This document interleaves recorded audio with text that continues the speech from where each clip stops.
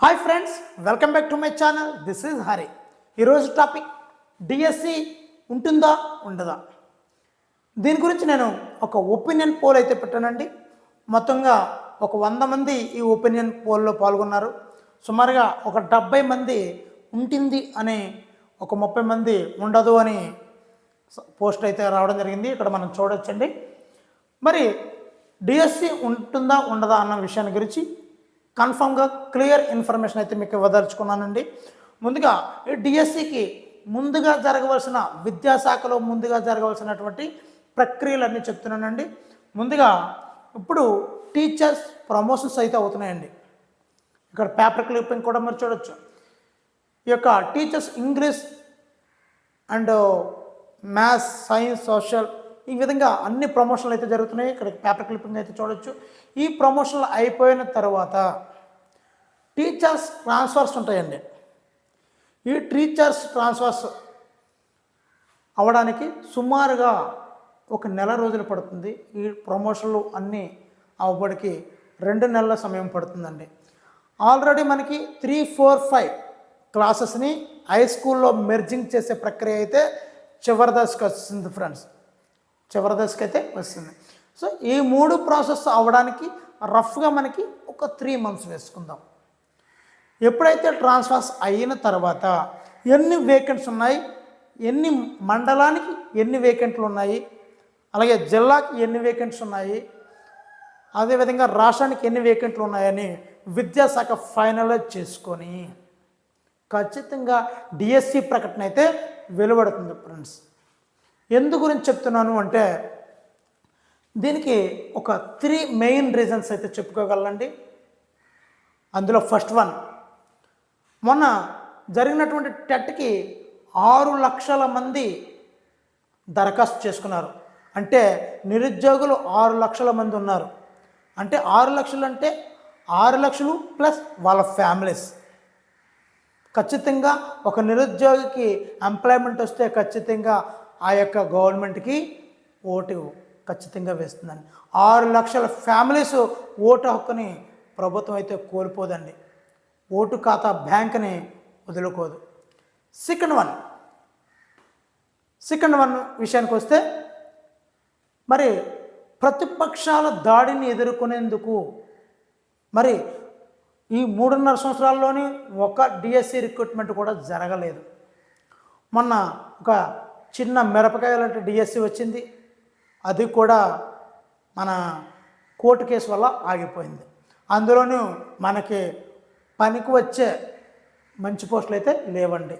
అవి already divisible candidates అలాంటి ఆ కేటగిరీ వాళ్ళకి చెందిన వాళ్ళకే ఆ పోస్టులు అన్నీ ఉన్నాయి. ఆ పోస్టులని ఎలాగా మెగా డిఎస్సి తీస్తే దానిలో కలుపుతారండి ఖచ్చితంగా. ఇంకా థర్డ్ వన్, మరి ఒక ప్రెస్టేజ్ ఇష్యూగా గవర్నమెంటు, థర్డ్ పాయింట్ అండి, ఒక ప్రెస్టేజ్ ఇష్యూగా తను వచ్చినటువంటి 3.5 సంవత్సరాల్లోనూ ఒక్క డిఎస్సి రిక్రూట్మెంట్ కూడా చేయలేకపోవడం దురదృష్టకరం. కరోనా రానియండి, మరే ఇతర కారణాల వల్ల అలా జరగలేదు. కానీ ప్రభుత్వం ఎలక్షన్కి వెళ్ళే ముందుగా ఖచ్చితంగా ఒక మెగా డిఎస్సిని తీసి మీరు చేత ఎగ్జామ్ రాయించి ఖచ్చితంగా రిజల్ట్ అనౌన్స్ చేసి ఈ గవర్నమెంట్ ఎలక్షన్కి అయితే వెళుతుంది ఫ్రెండ్స్. మరి ఈ గవర్నమెంట్ ఎలక్షన్కి వెళ్ళడానికి 1.5 సంవత్సరాల కాలం ఉంది.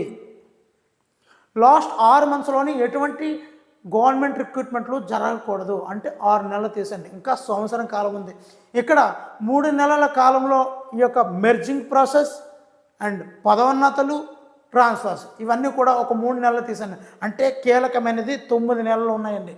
ఈ 9 నెలల్లోనూ డిఎస్సి నోటిఫికేషన్ పడడం, దానికి ఒక 1.5 నెలల గ్యాప్ ఇవ్వడము, ఎగ్జామ్ పెట్టడము, ఇవన్నీ కూడా చక్క జరిగిపోతాయండి. మరి దీనికోసం ఈ డిఎస్సి ఉంటుందా, టెట్కమ్ టీఆర్టీ ఉంటుందా, డిఎస్సి ఉంటుందా అన్నది చాలామంది డౌట్ అయితే అడుగుతున్నారు ఫ్రెండ్స్. ఫస్ట్ వన్, మనం ఇప్పుడు ఏ నోటిఫికేషన్ ఇచ్చినా రెడీగా ఉన్నామా లేదా అన్నది బాగా గుర్తుంచుకోండి. మరి డిఎస్సి ఇస్తాడా, టెట్కమ్ టీఆర్టీ ఇస్తాడా ఇవ్వడా అని ఎందుకు డౌట్ వస్తుంది అంటే, మొన్న రాసినప్పుడు మొన్న టెట్ నోటిఫికేషన్ 6,25,000 మంది అప్లికేషన్ అయితే పెట్టుకున్నారు. కానీ ఎగ్జామ్ రాసింది ఎంతమంది? సుమారుగా 1,50,000 మంది రాయలేదండి. మరి వాళ్ళని కూడా ప్రభుత్వం దృష్టిలో పెట్టుకోవాలి. అంటే మరి ఇప్పుడు టెట్ తీయాలా, టెట్కమ్ టీఆర్టీ తీయాలా? మరి అందు గురించే డిఎస్సి అయితే ఖచ్చితంగా తీయాలి. ఇప్పుడు టెట్ పెడదామంటే మరలా గ్యాప్ వస్తుంది.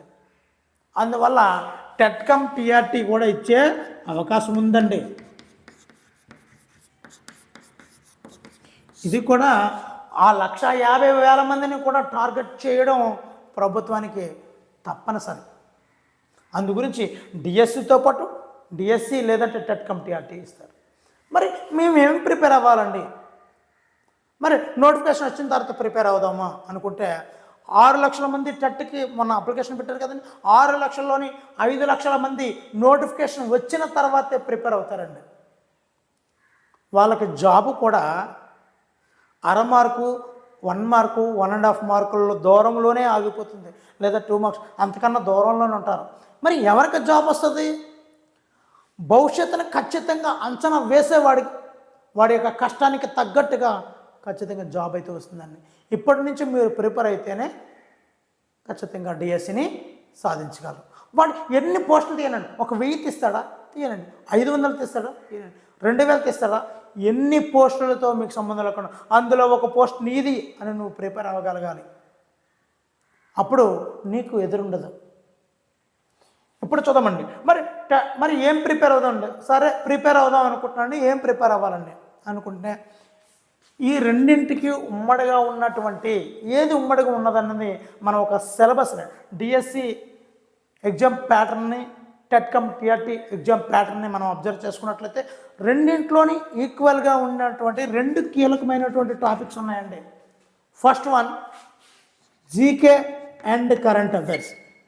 GK and current affairs.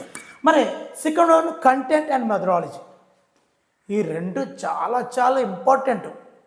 ఈ జీకే అండ్ కరెంట్ అఫైర్స్ అయితే నీకు ఏ కాంపిటేటివ్ ఎగ్జామ్ కన్నా యూజ్ అవుతుంది. కాబట్టి జీకే అండ్ కరెంట్ అఫైర్స్ కంటెంట్కి సంబంధించి మీరు ఇప్పుడు ప్రిపేర్ అయితే చాలా చాలా చాలా యూజ్ఫుల్ అవుతుందండి. ఎందు గురించి అంటే ఈ జీకే అండ్ కరెంట్ అఫైర్స్ నుంచి 15 మార్క్స్ వస్తుందండి. ఇంకా కంటెంట్ అండ్ మెథడాలజీ గురించి మీకు చెప్పాల్సిన అవసరం లేదు. సుమారుగా 45 మార్కులు ఉంటాయి. మరి వీటిని ముందు మనం ప్రిపేర్ అయిపోవాలి.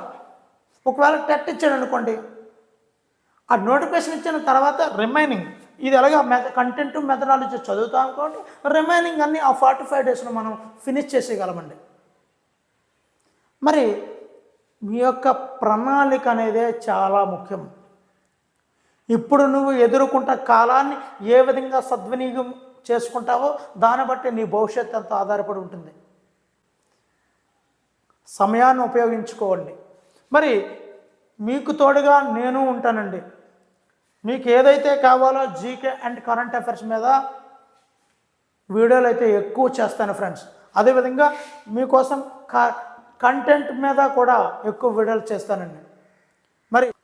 మరి టెట్ నోటిఫికేషను జూన్లో పడిందండి. మనం ఆగస్టులో ఎగ్జామ్స్ రాశారు. అంత బాగా ఏప్రిల్లో నేను ఒక వీడియో చేశానండి, జూన్లో టెట్ ఉంటుంది అని. చాలామంది చూశారు, చాలామంది నాకు అప్రిషియేట్ చేశారు. థ్యాంక్ యూ అండి, మీ వల్లే ఇలా చేశాను, కొద్దిగా చదువుకోగలిగాను అని చాలామంది అప్రిషియేట్ అయితే చేశారండి. వాళ్ళందరికీ కూడా థ్యాంక్ యూ. మరి ఇప్పుడు కూడా చెప్తున్నాను, చాలా క్లియర్ కట్గా చెప్తున్నాను, డిఎస్సి అయితే ఉంటుంది. మరి టెట్కి ప్రిపేర్ అవుదాం అనుకున్న వాళ్ళు కొంతమంది నెగ్లెక్ట్ చేశారండి నా వీడియోని చూసిన వాళ్ళు. అప్పుడు కూడా చెప్పిన తర్వాత ఆ 45 డేస్లోని వాళ్ళు చాలా టాలెంటెడ్ పీపుల్ అయినప్పుడు కూడా గెటిన్ అవ్వలేకపోయారు. ఎందుకంటే షార్ట్ పీరియడ్, ఉన్న మెటీరియల్ చదవాల్సింది చాలా ఎక్కువ ఉంటుంది, కనీసం రివిజన్కే చాలా ఎక్కువ టైం పడుతుంది. అలాంటిది 45 డేస్లో చదవలేక మరిన్ని మార్కులు సంపాదించుకోలేక ఇబ్బంది పడ్డారు. మరి సో మీరు ఆ తప్పునైతే చేయకండి. ఇప్పటి నుంచే మీ యొక్క ప్రయత్నాన్ని స్టార్ట్ చేయండి. మరి సార్ టెట్లో తక్కువ మార్కులు వచ్చాయండి, మరి డిఎస్సిలో ఎక్కువ మరి డిఎస్సికి వెళ్ళగండి, జాబ్ రాదేమో కదా అనే డౌట్ అయితే మీకు ఉంటే మాత్రం క్లారిఫై చేస్తానండి. కేవలం టెట్లో 90 మార్కులు వచ్చాయనుకోండి, టెట్లో 90 మార్కులు వచ్చాయనుకోండి మీ పాస్కి, అంటే సుమారుగా హాఫ్ కన్నా ఎక్కువ వచ్చాయి కదండి. 150 మార్క్స్కి ఎగ్జామ్ అయితే 75 కన్నా ఎక్కువ వచ్చాయి, అంటే 10-12 మార్క్స్ వరకు వచ్చినట్టు. మరి ఈ డిఎస్సిలో మీ యొక్క ప్రయత్నాన్ని బట్టి ఒక బాగా చదివినడికి 120 మార్క్స్ వస్తాయండి. బాగా చదివితే 120 ప్లస్ వస్తుంటాయి. బాగా 140 వచ్చిన వాళ్ళతో మనం మరీ అంత గ్యాప్ అయితే ఉండదండి. మహా అయితే 3-4 మార్క్స్ తేడాతోనే 3 లేదా 4 మార్క్స్ తేడాతోనే నువ్వు ఉంటావు. కాబట్టి ఆ 3-4 మార్క్స్ని నువ్వు ఈ డిఎస్సిలోని నువ్వు ఒక్క 8 బిట్స్ నువ్వు కరెక్ట్గా పెట్టినట్లయితే 8 బిట్స్ నువ్వు కరెక్ట్గా పెట్టినట్లయితే నువ్వు వాడిని అందుకోగలవు. అప్పుడు నీకు టెట్లో 120 మార్క్స్ వచ్చినట్లు లెక్క. నీ ప్రయత్నాన్ని ఎప్పుడు నువ్వు సక్రమంగా యూజ్ చేయి, అప్పుడు నీకు ఎదురు ఉండదు.